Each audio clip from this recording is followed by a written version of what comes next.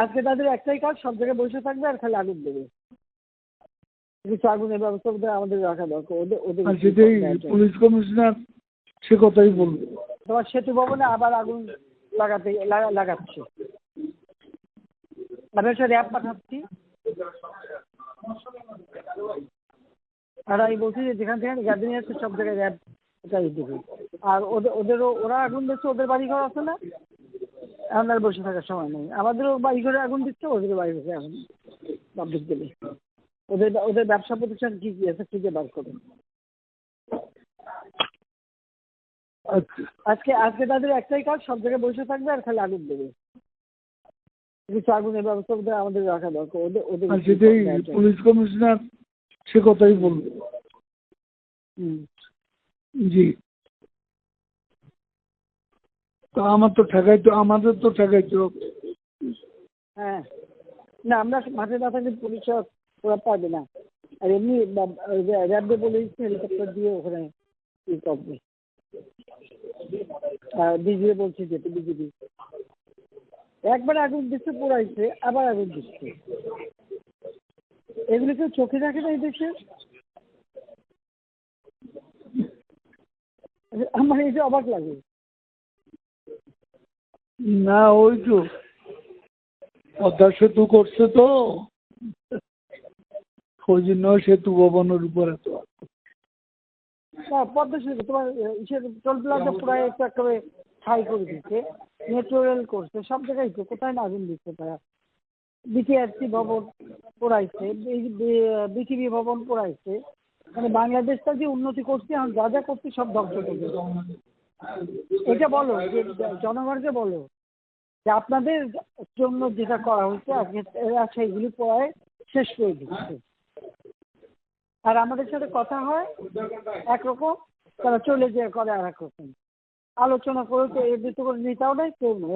এখন খালি আগুন দিয়ে এটা বলে ওইটাও বলতে হবে তোমার।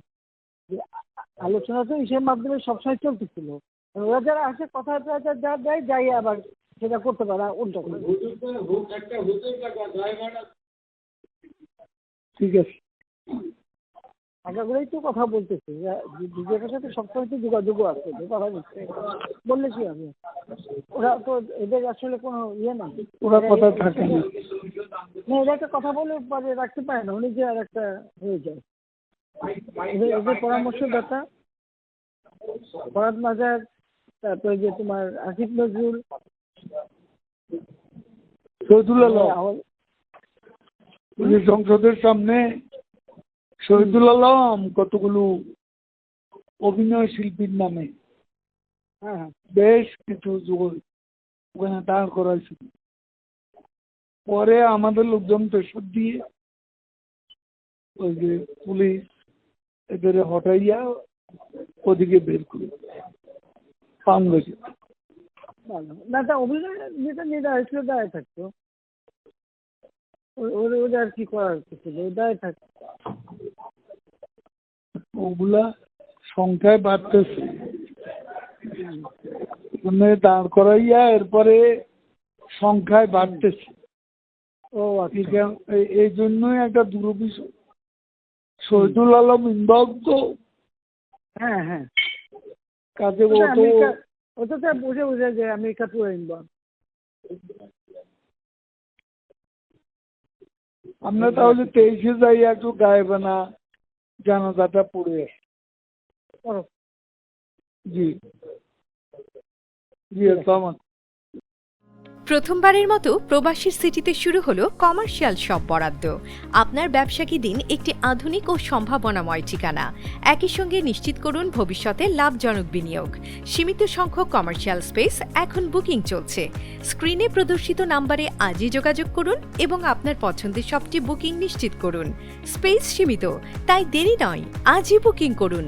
প্রবাসীর সিটি, আপনার ব্যবসা ও বিনিয়োগের স্মার্ট সমাধান।